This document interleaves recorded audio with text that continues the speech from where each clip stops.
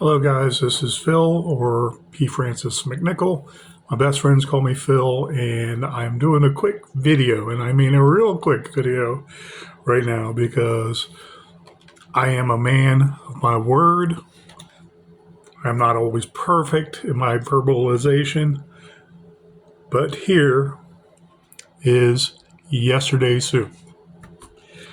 I made this soup out of about 15 packs of ketchup.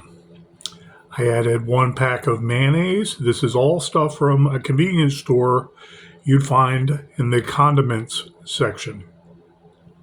Perhaps a fast food place if they still put a lot of condiments out in the packets. Okay. I have seen some videos more recently about the homeless and how they will be resourceful to have food even when they don't want to deal with people, and perhaps the pantry lifestyle, visiting the churches.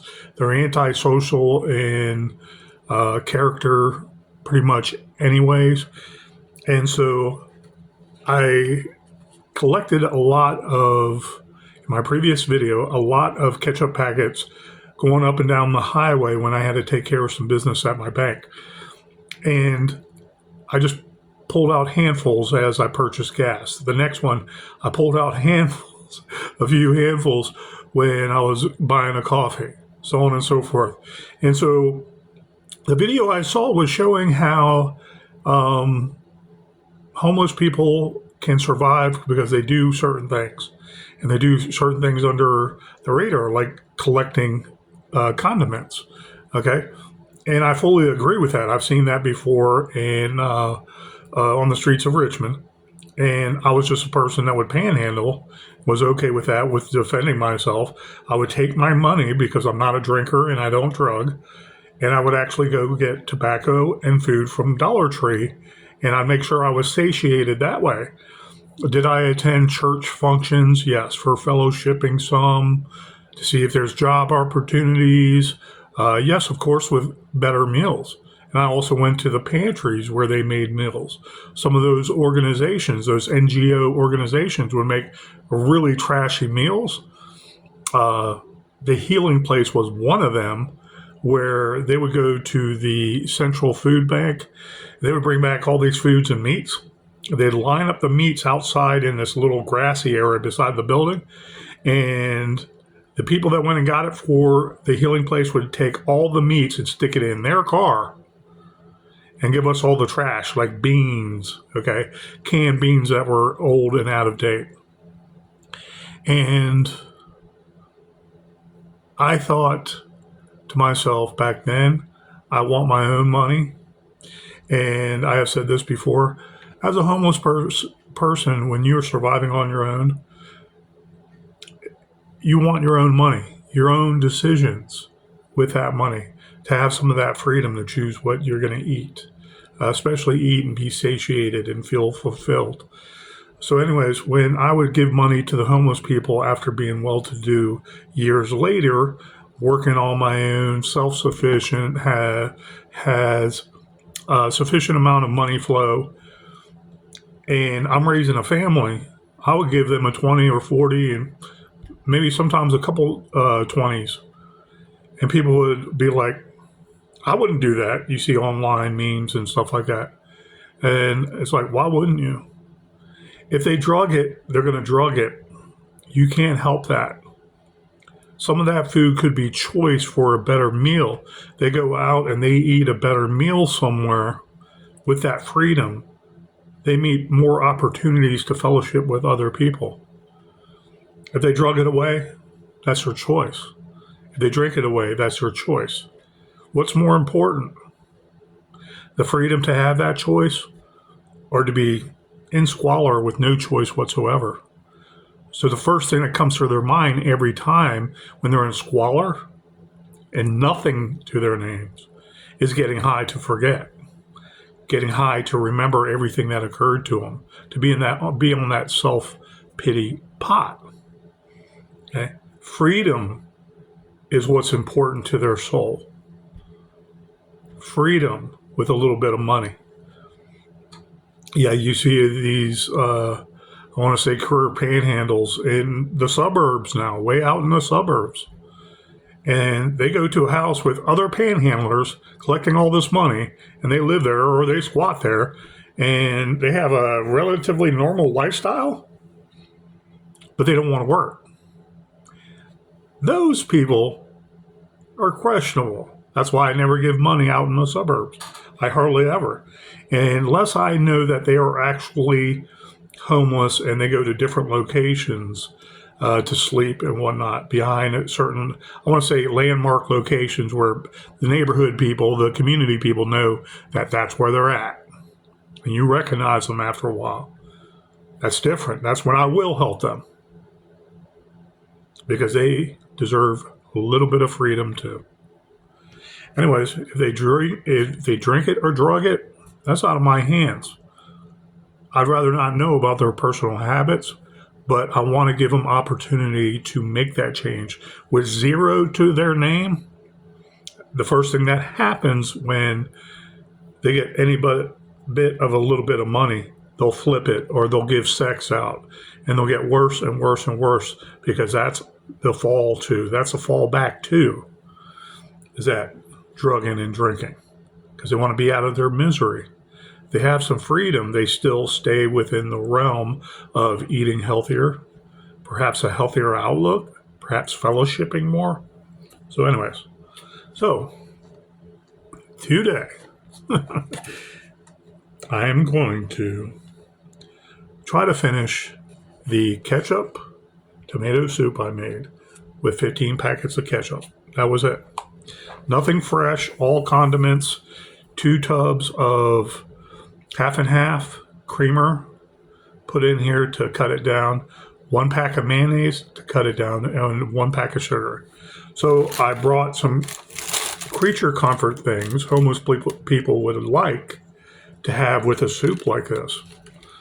It's like the bread source. If there's a good, Texas toast with this, you could eat all this and you'd feel okay for a while. You'd feel satiated.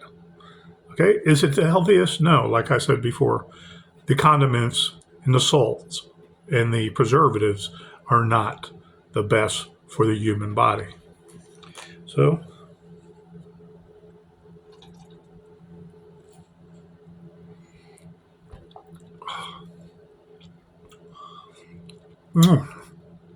that had a tang, I think because of the way I swallowed. It was like, I can taste the vinegar right off the bat. But my mouth is like, wow, that's really good, like a soup. A real soup. I mean, a restaurant soup. When I said restaurant soup at the video making this yesterday, I was referring to restaurant soup like the Paneras of the world. They have tomato soup they make, but you can see the cut up extra vegetables they put on top of that, just like this. Same flavor. Not Campbell's. You know, people have made Campbell's soup for years, and they add the water and the, I want to say some milk content, something to thicken it up.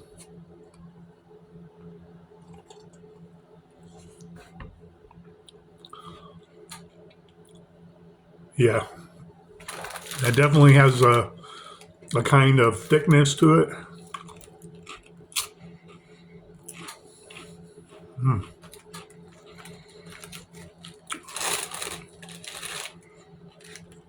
I had the soup yesterday with a couple of crackers, but the crackers could tame the acidic content a little bit, even though it's smooth.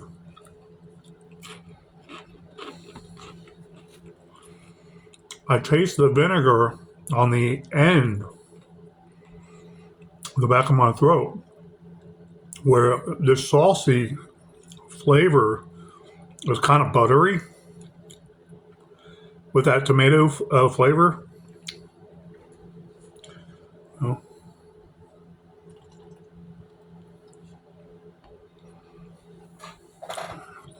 I taste it again, that tanginess right here.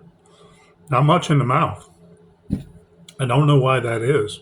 Definitely the vinegar content.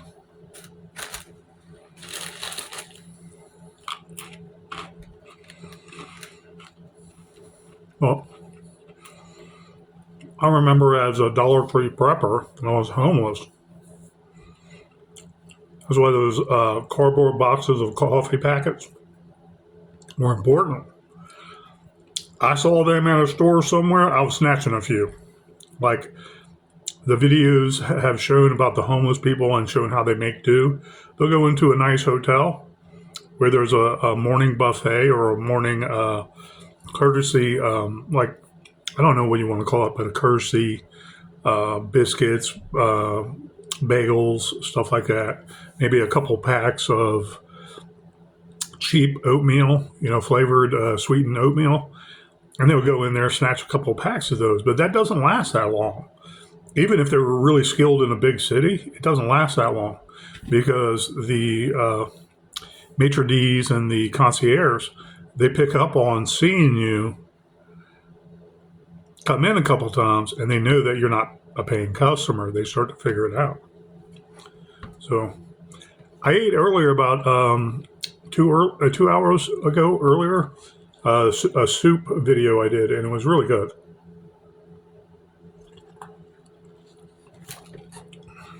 This has that tang. Now my concern is, because I don't like acid reflux, is this being soup content with tomato, would it come back in 2 or 3 hours feeling that acid reflux? So far, the smoothness in my mouth with the cutting agent, so to speak, tamed down that ketchup. I'm kind of surprised. It's kind of sweet. I wonder if that sweetness might add to the acid reflux hours later. I don't know, but this is fairly tasty. This is just like soup in the restaurants, kind of thicker. And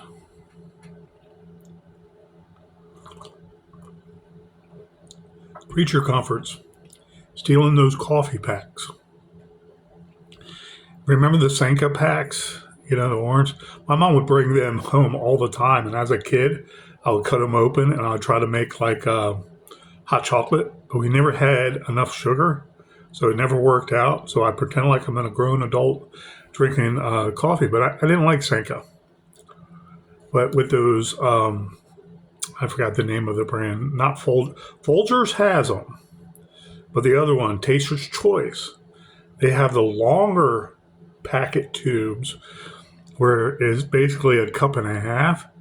What I do is tear one side open and I'll pinch it right in the middle and I'll put that in for 1 cup. Then I'll twist it up and I'll put it back in the box to save my coffee sources for those creature comforts. If I'm that destitute and that I'm that in that squalor, I want coffee whenever I want it. Okay, I happen to be with employment right now. I'm in between jobs. My better job is starting on the 16th, and I have money sources. So I am happy with budgeting, living within my means, and having what I still want and still desire. So I like K-cups. 1 coffee at a time. I don't have to make a full pot. I don't have to throw out half the pot if I didn't drink it later on in the day. And I still like a pot of coffee once in a while. Okay, especially if other people are there to help, drink it all. But the K-cup is the way I go.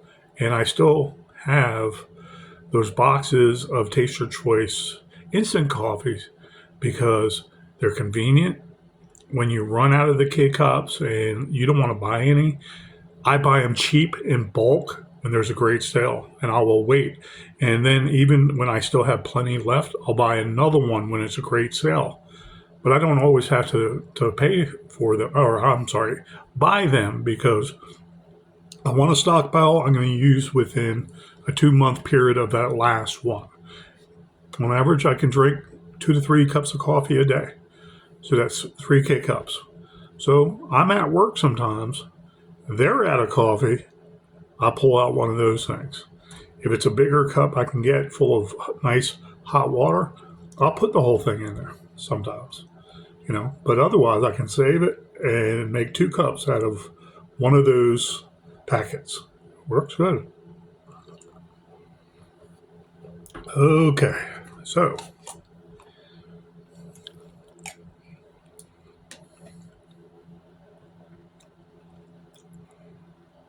this takes a little to get used to because it's sweet on the palate. When I swallow a couple times, I can feel my tongue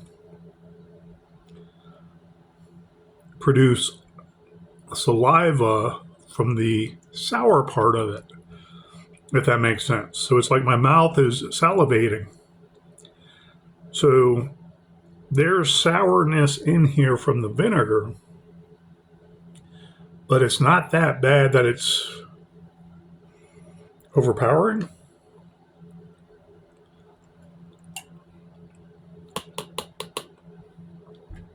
I just heated this up in the microwave. And me and my bloviating, now it's starting to cool a little. Still like tomato soup, but there's more tang to it. That's the part I don't like as much. And the aftertaste, I can feel it on the back of my throat.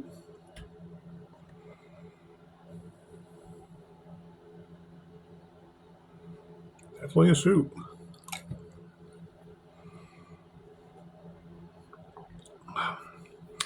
Oh, I didn't think of this. Maybe the milk fats, milk solids from the half and half are giving that tang because of the milk fats. And people say they're lactose intolerant and stuff. Oh, yeah, a lot of gas starts. But also a lot of that milk solids and fats turns very acidic in its own way. Not bad, though. This is strange to get used to.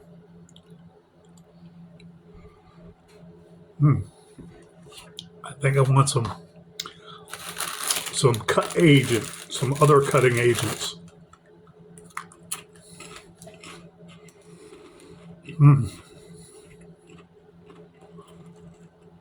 All homeless people, they have to watch their salt intake. This video was talking about the homeless people, especially during the winter and the hot summer when they're walking around everywhere, they lose a lot of salt. They'll drink a lot of water and their body will adapt to that without that much salt. They'll feel uncomfortable before the body adapts to that when they're acclimated to it after a few weeks of summertime. Your body adjusts to being without salt with natural food intake if they're actually eating anything at all. Okay, but your body is just not used to it. As long as you're drinking enough fluids, is what I'm saying, you'll be fine. Salt does help retain some of that water, but your body also has to adjust to being without so much salt.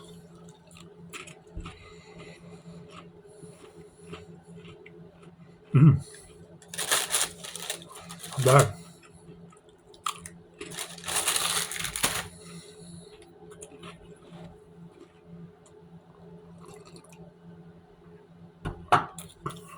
Maybe butter. If I could have found little tubs of butter that are often at places like IHOP, what is that, Country Cooking maybe, not Harris Teeter. What was that one? Country Crock? That one is? It's been a while since I've been to any of them. But anyways, if the little tubs of butter with, they're sealed and everything, but you can throw them in a backpack. Maybe add a couple of these to that instead of the half and half. Because it does have some tang to it.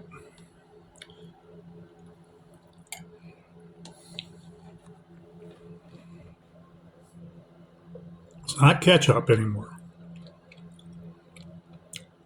Definitely tomato flavor.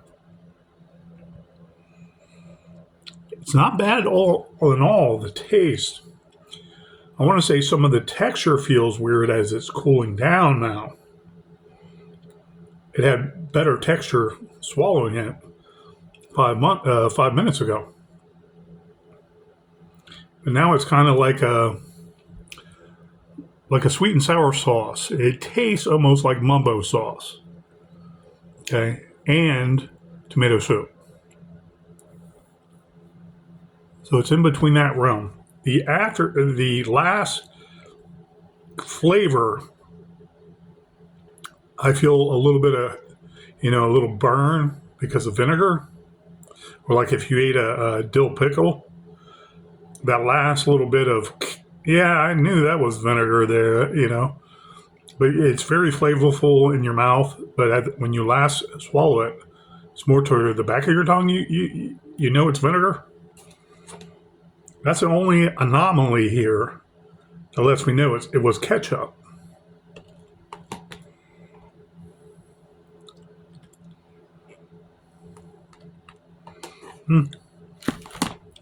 Now the homeless people, if they're okay with this, no problem. I don't think this is going to harm anybody. Would you do this every night? I don't think they would. The cast iron stomach. Well,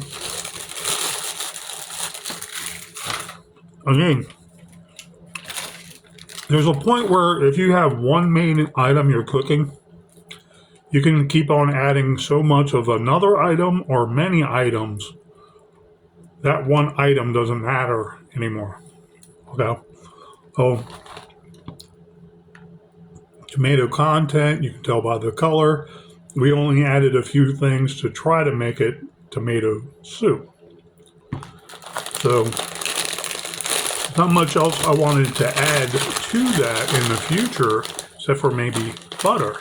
I have sticks of inexpensive butter. But I was looking for that yesterday, and I just don't want to appear like I'm grubby going in and snatching stuff. But I think the Rural Farms gas stations, they're really nice. Them, Sheetz, and Wawa are the nicest ones in Northern Virginia, by far. I think Rural Farms might have them, but I don't usually shop at Rural Farms unless I have no other place to get gas. So I don't want to go in there and just pillage things. If homeless people are able to do it, buy a couple pieces of candy or something and stuff their pockets full of condiments, they're just laying there, have at it, I guess. That was not my goals. It was just to prove that I could make soup out of ketchup packets, and it's doable. But now I have Fritos as a chaser. Anyway, guys, minimal eating for homeless people. It's nowhere anybody in their human body needs to be. But for survival, yes. Eating the least of what we have to discard out there is a survival technique and skill. Whether it's condiments, whether it's throwing out food. And hey, that's how hobo stew comes along when everybody pitches in on the street. One person brings a rotisserie chicken because he's working at a grocery store, slowly saving up money while he's still on the street, and they know they got him on the cheap. He brings a rotisserie chicken. Or he has a couple bucks. He brings a rotisserie chicken. Or he went through the garbage and he found it. Nothing wrong with it whatsoever.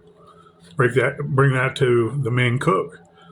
And he pulls off the meat, he pulls off the chicken, starts that stew with all the added vegetables of all the cans and different types of vegetables that people have, a can here, a can there. They got from the pantry or the church or the food bank.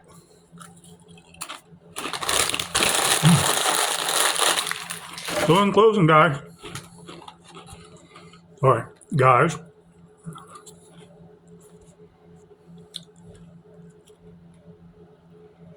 It's possible. It doesn't taste too bad, but it is cautionary. I'm not going to eat all of that because I got better food waiting for me.